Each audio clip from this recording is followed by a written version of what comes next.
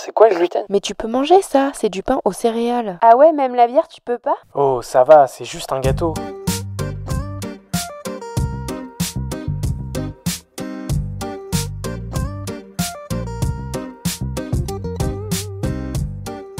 Bienvenue dans le Gloomy Club. Le Gloomy Club est un podcast et bien plus encore dédié au sans gluten, pour les intolérants et hypersensibles au gluten, mais également pour toutes les personnes curieuses qui souhaitent en savoir plus sur cette alimentation. Dans ce club, tu trouveras des échanges, des partages d'expériences et des patients qui ont entrepris sur le marché du sans gluten. J'espère te faire découvrir des marques, des personnes, des parcours qui te permettront de te sentir moins seul ou d'en apprendre plus sur ce domaine. Je suis très heureuse de vous accueillir pour ce nouvel épisode du podcast. Il y a quelques jours, j'ai rencontré Carole, aka Zen Gluten Free sur les réseaux sociaux. Carole est photographe culinaire et infirmière. Elle se décrit comme une styliste culinaire. Si tu ne connais pas encore son compte Instagram, je t'invite à aller le découvrir au plus vite. Son feed regorge de photos plus appétissantes les unes que les autres. La cuisine est un véritable terrain de jeu pour Carole qui n'a pas peur de tester des recettes et des ingrédients sans gluten. Il y a quelques années, Carole se lance dans la création de son blog et de son compte Instagram. Elle reçoit très vite des messages de personnes qui testent et reproduisent ses recettes. Au travers de sa communauté engagée, elle partage au quotidien des recettes gourmandes et saines sans gluten. Véritable créatrice culinaire, Carole propose également des e-books sur son blog. Vous pouvez retrouver Pâtisser sans gluten ou bien Courgez-vous, un recueil de recettes sans gluten autour de la courge. Parfait pour ce mois de novembre. Dans cet épisode, elle nous raconte son diagnostic de l'hypersensibilité au gluten et vous donne des astuces pour des recettes simples et gourmandes. Je vous laisse à ma conversation avec Carole. Belle écoute à tous!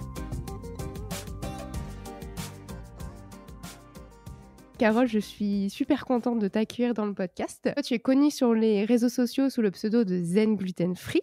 Tu as 34 ans et tu es maman de 2 petites filles, si je ne me trompe pas. Tu es photographe culinaire et également infirmière. Et ce que j'aime beaucoup, c'est que tu t'identifies comme styliste culinaire. Je trouve ça très, très, très joli. Et toi, tu partages ton quotidien, au quotidien, en fait, des recettes saines et gourmandes sur le gluten. C'est bien ça. Coucou Lorraine, oui, exactement, c'est bien ça. Bah écoute, merci pour l'invitation. Je suis ravie de venir partager ce moment-là avec toi. Donc oui, effectivement, je suis à la base infirmière. Je suis maman de 2 enfants et j'ai commencé justement avec le blog. Et puis après, de fil en aiguille, je me suis formée en photographie et stylisme culinaire. Donc je partage ma passion sur les réseaux, tout à fait. Trop chouette. Tu es invitée sur le podcast parce que tu es hypersensible, tu es atteinte d'hypersensibilité au gluten. Donc, est-ce que tu peux nous parler un peu de toi, quels ont été un peu tes premiers symptômes et comment tu l'as découvert? Alors, en fait, ça a commencé déjà par, une énorme fatigue. Faut savoir que moi, je suis quelqu'un d'hyperactive. Je fais toujours 36 000 choses à la fois, voilà, j'ai toujours, 36 000 choses à faire, voilà. Et du coup, il y a eu une période de ma vie où j'avais plus envie de rien, où, j'étais tout le temps fatiguée, même en me levant le matin, c'était très, très, très compliqué. Enfin, plus aucune motivation pour rien. Donc déjà, ça a commencé à m'alerter et tout mon entourage parce que c'était vraiment bizarre. C'était vraiment très bizarre et au fur et à mesure, en fait, j'ai développé une acné. Alors, il faut savoir que moi, j'ai jamais eu de problème de peau, de boutons, que ce soit à l'adolescence et tout ça, mais j'ai eu une énorme acné. C'était vraiment incroyable. C'était une acné sévère. Et donc là, je me suis dit vraiment, il y a quelque chose qui va pas. Donc, j'ai commencé à faire les tests, tout revenait négatif, etc. Oui. Je vois que mon état s'empirait et que ça allait pas du tout. Et même, donc, du coup, le test, la prise de sang pour la maladie cœliaque, tout est revenu négatif. Et donc, j'ai commencé à désespérer en me disant, voilà, je trouve pas, qu'est-ce qui va pas chez moi? Du coup, je suis allée voir plusieurs spécialistes, ils trouvaient pas, on a exploré et tout ça. Et ensuite, je suis allée voir une naturopathe. C'était vraiment pour moi je me suis dit, bon, ben, on m'en a dit beaucoup de bien, allez, vas-y, j'y vais. Voilà, je suis désespérée, quoi. Et donc, elle me dit, bon, non, mais moi, je suis sûre que c'est le gluten. J'étais là, bah non, j'ai fait tous les tests et tout, C'est ça. j'ai tout fait, c'est pas possible, c'est pas ça. Non, non, c'est pas la maladie cœliaque, mais c'est une intolérance au gluten. Tout ce que vous me décrivez, pour moi, ça y ressemble. J'étais là, bon, oui. Elle me dit, écoutez, moi, j'ai qu'une seule chose à vous proposer, c'est d'arrêter le gluten pendant 1 mois et vous saurez. Et je me dis, bon, 1 mois, c'est rien dans une vie, si ça peut me sauver, pourquoi C'est pas, ça. quoi. Et au moins, je saurai si c'est ça. Et donc, en fait, comme pour elle, en fait, quand elle a fait son diagnostic, j'avais vraiment le côlon et les intestins hyper inflammés. Donc, elle m'a fait également arrêter d'autres aliments qui sont acides pour les intestins. Et donc, du coup, j'ai arrêté plein de choses en même temps. Donc là, cette période-là, je mangeais rien. Je mangeais rien, j'étais là, mais en fait, voilà, c'était un peu compliqué. C'était la première période en mode, mais en fait, je vais rien manger, qu'est-ce qui se passe et tout. Et au final, au bout d'une semaine, déjà, je me ressentais un regain d'énergie. Je recommençais à avoir des choses, enfin, à vouloir faire des choses et tout. Je me suis dit, ah, il y a quelque chose qui se passe. Et en fait, il y avait plus cette... J'avais encore mes boutons, mais ils poussaient plus. J'avais plus ce côté pousser de boutons et tout ça. J'ai dit: «Il y a quelque chose qui se passe» et mon mari, il remarquait vraiment qu'il y a quelque chose qui changeait. Donc j'ai continué 2 semaines, 3 semaines et là, carrément, les boutons ont commencé à disparaître. J'avais plus rien. Plus de maux de ventre, plus de cette sensation d'être tout le temps fatiguée. En un mois, c'était réglé. Incroyable. Même moins d'un mois, au bout de 2 semaines, c'était fou et donc là, je me suis dit: «Mais en fait, elle avait raison. C'était ça et voilà». Bah, ouais, je sais pas si toi ça t'a fait ça mais moi, au moment où j'ai arrêté, ouais, ça a un peu été comme toi. Franchement, ça s'est compté en jours, jours, semaines, le avant-après, te dire: «Waouh, là, il y a une grosse Mmh. différence» et je sais pas si tu arrivé, mais moi, j'ai l'impression d'avoir retrouvé la satiété. C'est-à-dire qu'avant, j'avais tout le temps l'impression soit, j'avais tout le temps l'estomac hyper lourd dès que je mangeais, j'avais tout le temps envie de vomir après manger, j'avais l'impression d'avoir un bout de, je sais pas, de béton, dans l'estomac et en fait, quand j'ai arrêté le gluten, j'ai retrouvé, l'envie de manger et tu sais, de reconnaître que: «Ah bah, là, j'ai plus faim parce que c'était bon, c'est terminé, j'ai rempli mon estomac et on verra plus tard», tu vois? Alors qu'avant, j'avais l'impression qu'il était tout le temps plein et ça, Mmh. c'est quand même, assez dingue quand on se rend compte, de ce sentiment, tu vois? C'est clair. Alors, moi, j'ai jamais vu de problème vraiment avec la satiété, j'ai tout le temps faim. Mais en fait, c'est vrai que j'avais beaucoup de douleurs au ventre, énormément. Moi, j'avais comme des sensations de paralysie et tout, c'était horrible. Donc j'avais pas un confort digestif, ça, c'est sûr et certain. Et c'est vrai qu'après tu revis, quoi. Tu te dis: «Oh là là, mais je me sens bien». Et effectivement, quand on dit que les intestins, c'est le 1er cerveau, c'est exactement ça. Parce que quand ça va à ce niveau-là, et ben, tu te sens bien. Mmh. Tu te sens bien et c'est vrai que ça, je l'ai prouvé, quoi. C'est vraiment, vraiment ça. Et toi, après justement avoir, vu ta naturopathe et avoir arrêté du coup le gluten, tu es retournée voir, ton médecin traitant ou un gastro, pour, reconfirmer ça ou pas du tout? Bah, non, parce que j'en ai vu peut-être 3 ou 4 différents qui ont rien trouvé. Donc je me suis dit: «Ben, en fait, non». Après effectivement, j'ai refait encore, je crois qu'il y a un oui, quand j'ai revu mes médecins, ils m'ont fait refaire des prises de sang parce qu'ils étaient sceptiques en mode: «Mais non, si la prise de sang elle est négative, je vois pas pourquoi, ce serait ça et tout». Alors que moi, je suis persuadée que c'est basé sur un diagnostic clinique et pas forcément biologique, en tout cas pour l'intolérance et que voilà, c'est comme ça, Oui, c'est ça. ouais. De toute façon, c'est encore, beaucoup trop flou Bah oui. pour qu'on soit sûr et moi, j'ai exactement, la même problématique. Et du coup, toi, est-ce qu'il y a eu des impacts sur ta vie sociale, au début? Tu vois, quand tu dis, du jour au lendemain, tu avais plus d'énergie. Est-ce que tu vois, aller voir des amis ou même, tu vois, par exemple, tes filles, Mmh. comment ça s'est passé, de ton côté? Ouais, en plus, elles étaient petites et moi, elles ont qu'1 an d'écart, donc du coup, Ah ouais, oui. c'était assez compliqué. Non, c'était une période assez compliquée, honnêtement, Mmh. parce que, ben, tout devient compliqué, c'était assez compliqué. Mais après, c'est vrai que, au fur et à mesure, on va sûrement en parler après, mais je me suis dit: «Non, non, je reste pas isolée comme ça, c'est pas possible, quoi». Mmh. C'est ça.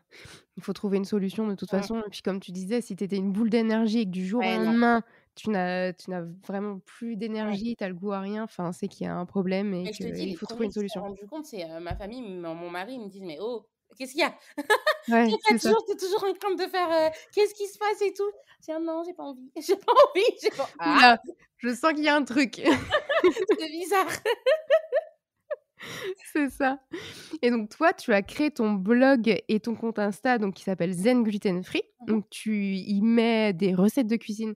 D'ailleurs, les photos sont magnifiques, Ah merci d'où ton beaucoup. métier, ça donne toujours très envie. Moi qui suis une cuisinière, médiocre, à chaque fois je suis là: «Oh là là, mais c'est trop C'est beau, trop comment je vais réussir gentil. à faire?» Merci. Donc du coup, oui, donc en fait, donc j'ai eu cette première période en mode, je vais plus rien manger dans ma vie. Tu vois, je mangeais une pomme, je la coupais en 4, j'étais là: «Ah vas-y, ça va être mon repas et tout», parce qu'en fait, C'est on ça. sait pas au début, on sait pas ce qu'on peut manger ou pas. Surtout que moi, je te dis, j'avais une grande liste, les tomates, les trucs à enlever Ouais, en même pareil. temps et Mmh. du coup, ça faisait beaucoup d'un coup.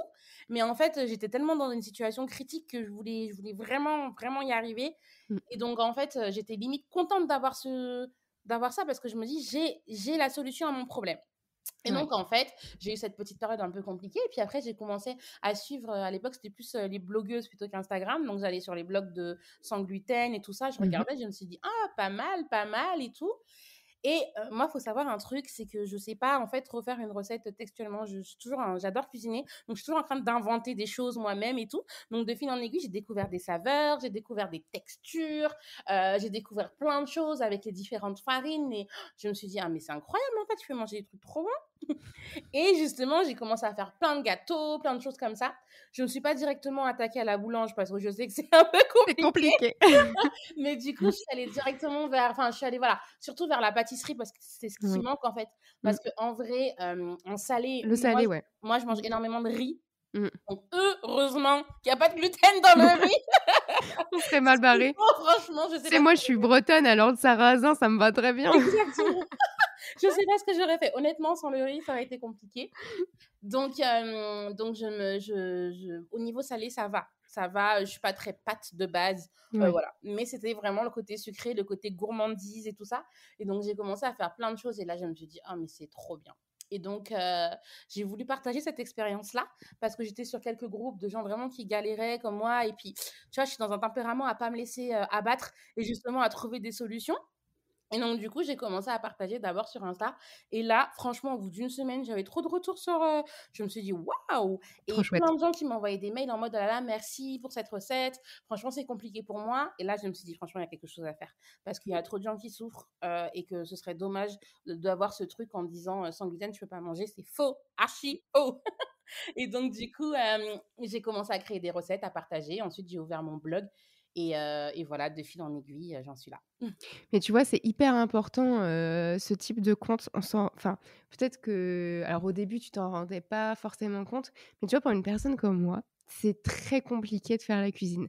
Déjà, j'ai du mal à y prendre du plaisir. Enfin, au départ, là, ça va de mieux en mieux et je sais pas du tout associer les aliments. Tu vois, c'est comme il y a des gens, ils savent très bien associer les couleurs et tu chez des gens, ça va pas du tout les couleurs ensemble. Bah, moi, au niveau de la cuisine, c'est un peu ça. Et tu vois, découvrir des comptes comme ça où les photos, elles sont belles, ça te donne envie de manger et tu pas l'impression d'être restreint, en fait, sur, ta consommation, ta nourriture, bah, c'est hyper important au quotidien. Bah, écoute, moi, c'est comme ça que c'est ça qui m'a aidée. Donc, je me suis dit: «Ben, si moi aussi je peux aider des gens», et tu vois, jusqu'à aujourd'hui, je suis en contact avec, les premières qui m'ont aidée, parce qu'on a beaucoup échangé, on a beaucoup discuté et tout ça. Et c'est vrai que le fait d'adorer cuisiner, c'est un plus quand même. Parce que pour moi, c'était un défi. J'ai raté plein de trucs, hein. J'ai raté plein de trucs. Au début, c'était catastrophique et tout ça. Mais c'est justement à force de rater que je me suis dit: «Ah non, bah, un peu moins de ça, un peu plus de ça, un peu plus», et c'est comme ça, en fait. Au début, Ouais, on est obligé exactement, parce que ce sont pas des choses avec lesquelles on est habitué de c'est cuisiner. ça. Mmh, Pas des textures, il faut abandonner le volume qu'on a l'habitude d'avoir et tout ça. mmh, Voilà, ce sera pas comme ça, mais ce sera meilleur c'est et ça. voilà. C'est Et du surtout test de plus toute pour la façon, un santé. peu comme tout. Exactement. Et donc sur ton site, tu vends aussi des e-books?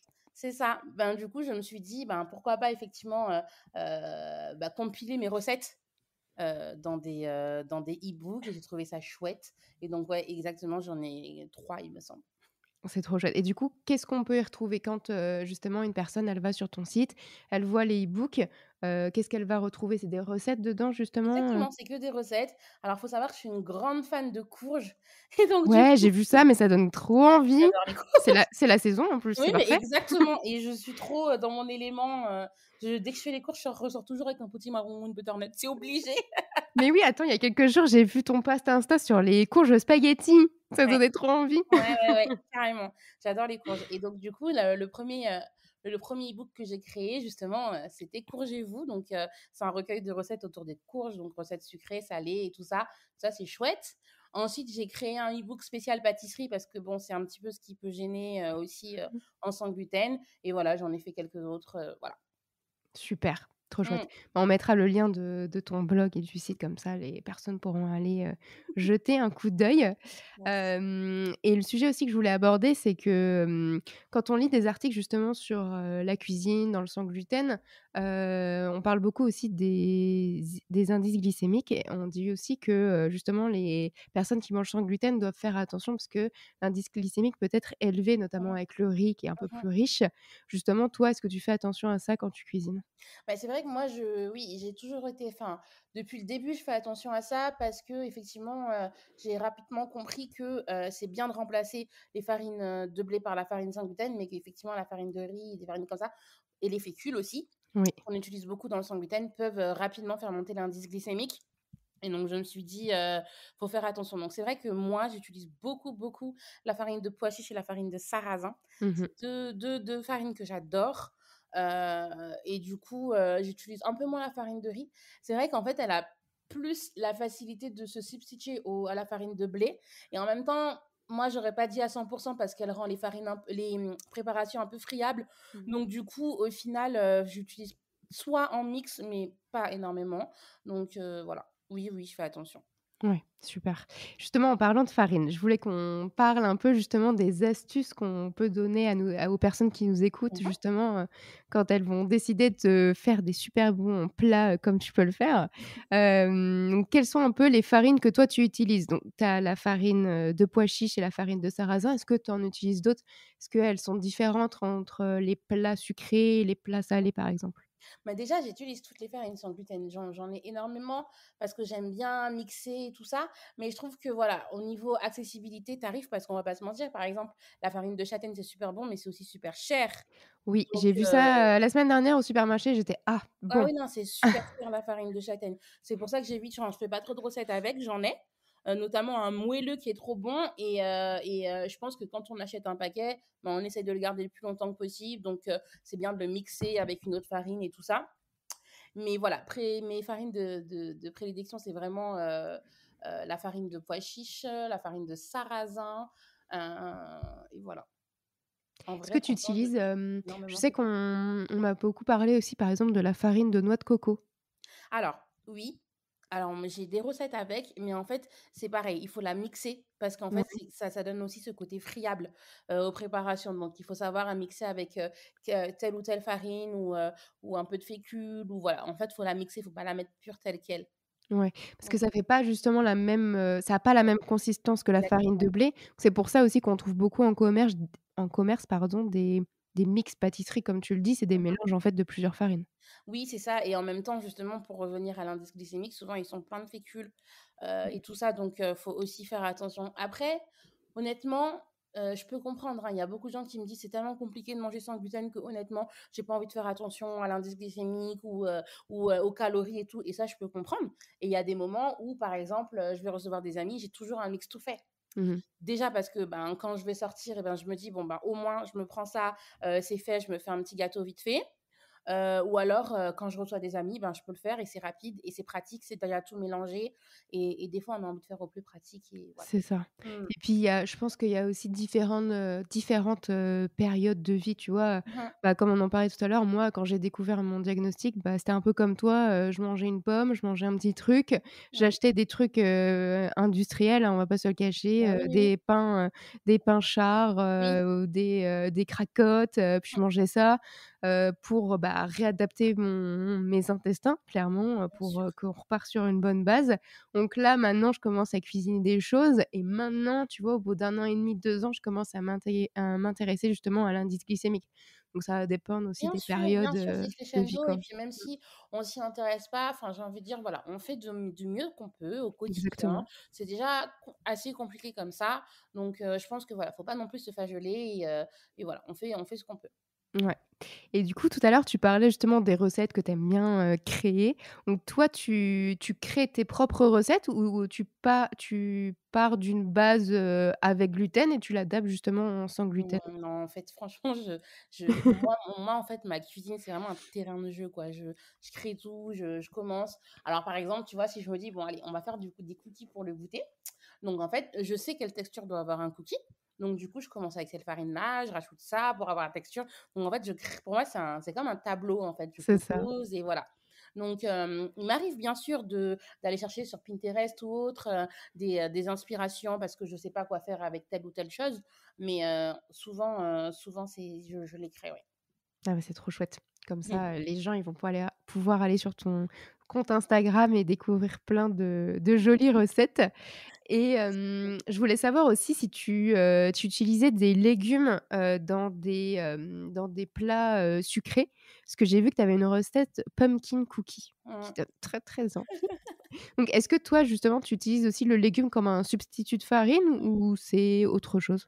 Alors, pas vraiment, ça pour moi, ça remplace pas la farine et oui, j'utilise beaucoup, enfin, j'aime bien en été, je remplace, la courgette. J'ai un moelleux aux courgettes, au chocolat qui est Mmh. magnifique parce qu'en fait, l'avantage, et pareil avec la courge, j'ai un moelleux à la courge, qui est trop bon aussi. L'avantage, c'est que en fait, souvent ces légumes-là, en tout cas la courge, la courgette, l'avocat aussi, ça marche très bien, ça remplace le beurre et donc du Mmh. coup, ça va donner une texture. C'est vrai qu'en sans gluten, on recherche tout ce qui va permettre de texturer encore plus et donc, en fait, ça va donner une texture et c'est ce que je recherche. Donc, ça remplace pas forcément la farine sans gluten, mais du coup, ça va améliorer la consistance. Tu vois. Ouais. Voilà. OK, super et ben, on retient ça, tu vois, pour, les prochaines recettes et tu vois, on va avoir un panel de recettes à tester avec la courge parce Ah qu'on a ouais, quand non, mais même c'est pas sûr. mal. Mais On j'en ai est pile plein. dans la saison. J'en ai plein. J'adore. Je vais aller au marché tout à l'heure, je vais dire: «Donnez-moi toutes les courges que vous avez». Mais c'est ça exactement. Donc comme tu le disais tout à l'heure, c'est un terrain de jeu pour toi et j'ai vu que tu avais une recette à base de courgettes justement, encore une courge. Mmh. Est-ce que justement toi, tu utilises justement ces légumes pour créer, des toutes nouvelles recettes et justement que ça puisse, aider, les personnes sans gluten, mais aussi les personnes qui mangent avec du gluten, mais qui peuvent découvrir de nouvelles recettes? Alors, c'est ça. Alors moi, il y a souvent des gens qui mangent du gluten et qui viennent me voir en disant: «Oh là là, est-ce que tu penses que je dois arrêter le gluten?» Bah, en fait, je ne suis pas médecin, enfin, C'est ça. en tout cas, c'est compliqué de donner ce diagnostic-là, mais moi, ce que je dis, c'est pas forcément d'arrêter le gluten parce que voilà, déjà mais je pense qu'il faut savoir mixer ses farines et c'est le premier conseil que je donne, de ne pas utiliser que la farine de blé. Savoir que d'autres farines existent et qu'elles peuvent être complémentaires et être mixées et du coup, surtout, apporter plus de valeur nutritionnelle parce que la farine de blé comme ça, faut savoir qu'elle est cause de beaucoup d'intolérances parce que du coup, elle a été modifiée aussi génétiquement, que ben, plein de choses se font en laboratoire maintenant.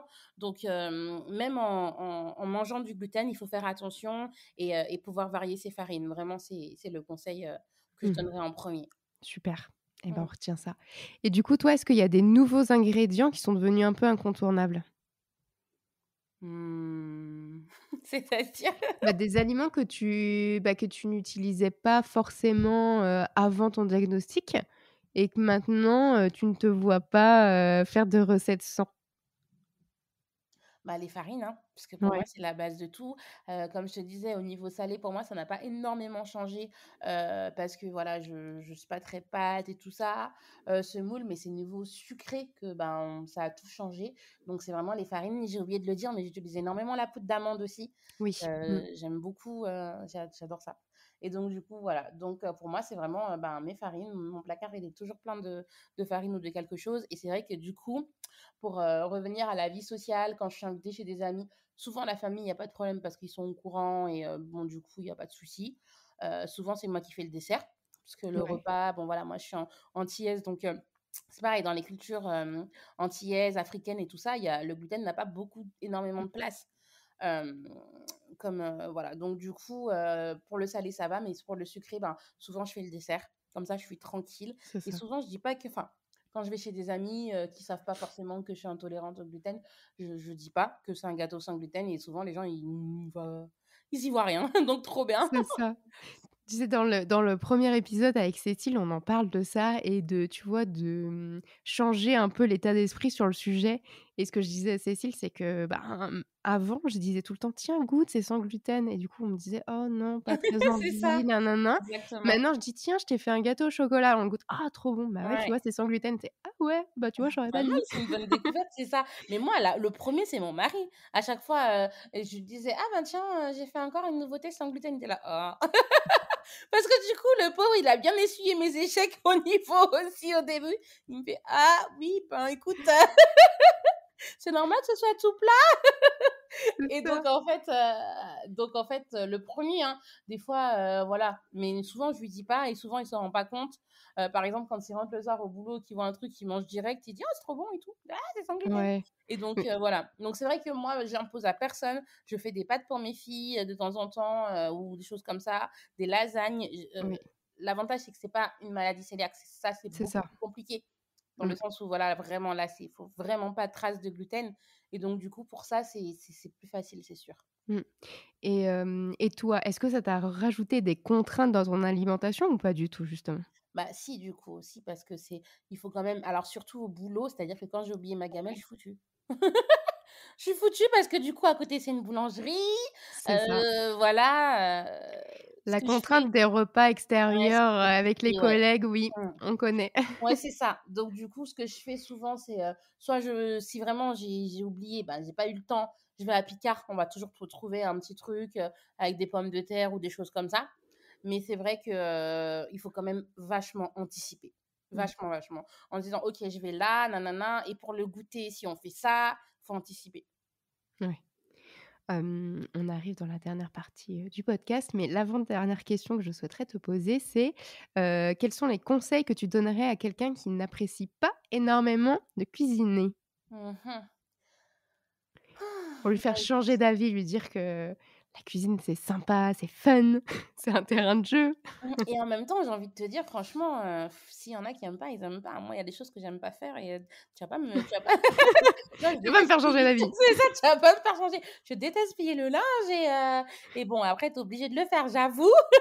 Mais voilà et donc du coup, peut-être, bah, d'essayer des choses très, très, Mmh, très faciles qui ne nécessitent pas et au final, on va se peut-être se rendre compte que, ben, voilà, chercher des recettes avec 3 ingrédients ou des choses comme c'est ça, ça. très simple. Ne pas chercher à faire des choses compliquées parce qu'après on est déçu quand on rate et en plus, on va pas se mentir, les farines sans gluten, ça coûte cher. Mmh, L'alimentation sans gluten, ça coûte cher. Ce qui fait que quand on rate, ben, on perd aussi de «l'argent» entre guillemets. tout à fait. Donc du coup, moi j'aurais dit voilà, rester dans des choses très, très, très, très simples et du coup, ben, souvent ça marche et c'est cool. Ouais et peut-être commencer aussi par des plats plaisirs, en fait, tu vois? Peut-être, des cookies, Mmh. ben, c'est quelque chose qui Exactement, nous fait plaisir. On va commencer par exactement ça et et puis, c'est oui et il y a petit à des recettes petit moi j'ai des recettes très, très simples de mmh, cookies. Effectivement, il y a pas besoin de beaucoup d'ingrédients en fin de compte et mmh, ouais, je pense rester simple, pas chercher à faire compliqué et accepter aussi, c'est hyper important, le fait qu'on n'aime pas parce que c'est complètement OK mmh, et voilà. super Mmh. et ben, on retiendra ça. Et donc là, on est à la gloomy party. Donc j'ai 3 Allez. petites questions à te poser. Le premier, c'est quel est ton plat préféré sans gluten? Bah, écoute, moi, je vais rester, dans les classiques de chez moi, La moi, courge! j'aime beaucoup les plats épicés, les plats de chez moi. Moi, Ouais. je sais pas si tu connais, en fait, c'est, un légume qui s'appelle le gombo. Tu connais Ah pas? non, je connais pas du tout. Bon, bah, tu regarderas, je te montrerai si Ouais. tu veux. Eh ben, j'adore le gombo. C'est une sauce, assez gluante qu'on fait chez nous et ça, c'est mon plat, Mmh. Bah, je vais et regarder sinon, ça. ben oui, avec plaisir et sinon, bah, j'aime beaucoup, ben, tout ce qui est pâtisserie et tout ça, les cookies. J'adore les cookies. Ah les cookies, Les j'adore les cookies, cookies. les cookies chauds qui sortent du four, ça c'est ma passion, en pâtisserie. Je suis pas très, et ça on verra pas trop sur mon blog, crème Ouais. pâtissière, Mmh. crème double ganache montée et tout. C'est pas trop mon truc, Tu mais sais les cakes là énormes. ouais, mais franchement, je respecte trop les gens qui font ça parce que c'est trop beau et ça demande C'est ça. énormément de travail. Mais voilà, moi c'est pas trop mon truc et donc voilà, les cookies et le gombo. Parfait. Et bah, je me note ça, je vais aller regarder ce que c'est. Ton compte Instagram préféré sur le sans gluten? Eh ben, écoute, moi, la première que j'ai suivie qui m'a beaucoup aidée, c'est Quinoa et Basmati, Sarah. Je vais aller voir ça. Ouais, c'est elle, hein, qui m'a beaucoup aidée au début. Il y en avait d'autres aussi, mais voilà, j'aime beaucoup le compte de Sarah. J'aime beaucoup aussi Clem sans gluten. OK, Elle est ouais, vraiment adorable. Elle prend le temps de répondre aux questions et tout ça. Donc voilà. super. Et ben, on ira voir ça, on mettra les liens, sur le podcast. Il y en a plein. Il y a aussi Cécile Because Gus qui Oui, fait un travail de fou pour le sans gluten aussi. C'est incroyable tout ce qu'elle fait. Donc, en exactement. fait, en vrai, maintenant, il y en a plein et c'est chouette. Il y a plein de choses, voilà. Trop bien. Et ben, on va Mhm. mettre ça. Et la peut-être dernière question, quel est ton restaurant préféré sans gluten? Alors, faut savoir que moi, je vais pas aller chercher les restaurants sans gluten forcément. Je vais juste pas prendre les choses qui ont du gluten. Ouais, Après, c'est vrai que c'est compliqué au restaurant de savoir si ils mettent pas un truc de gluten dedans. Mais souvent, voilà, je vais aux mêmes adresses et tout ça. Donc après, sur Paris, j'aime bien la boulangerie Chambellan. ouais, Ça, c'est cool. J'aime beaucoup ce qu'ils font. Mais voilà, je vais pas chercher. Je m'adapte en fait. c'est ça. Je m'adapte et franchement, je suis super capable de prendre en fait une big salade au restaurant parce que je sais que peut-être c'est un restaurant italien et que, du coup il y a des pizzas et des trucs. Soit j'y vais pas ou je propose pas qu'on y aille là, soit C'est je ça. m'adapte. Ouais, Super, et bien parfait. Merci beaucoup Carole pour le temps que tu nous as accordé avec et pour plaisir. tes Merci à réponses. toi. Et puis Merci. on mettra tous les liens, dans le podcast. Merci beaucoup.